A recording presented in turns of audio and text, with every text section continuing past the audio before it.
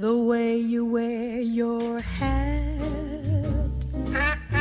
the way you sip your tea, the memory of all that.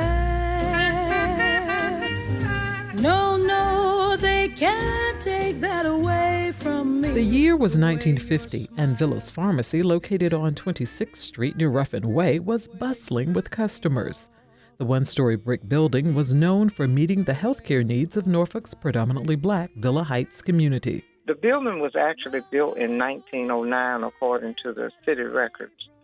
The building has been a restaurant, a nightclub, a church over the years, and when we received the building, it was just being used for storage. Lana Presley knows the history.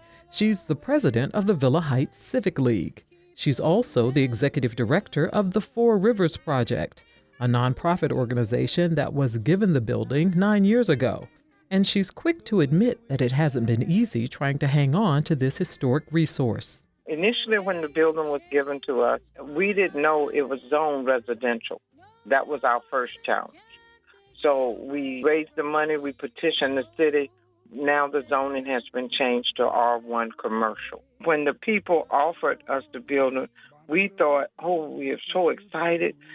We can turn this building into a community enrichment center, but we really didn't know what we were doing. Our difficulty has been in raising those funds to rehab the building.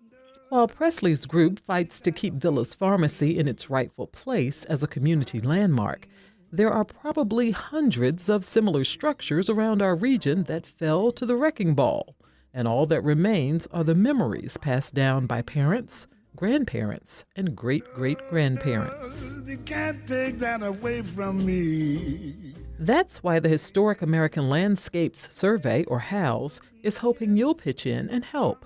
Overseen by the National Park Service and in collaboration with the American Society of Landscape Architects, the survey's mission is to record historic landscapes across America through written history, drawings, and photographs.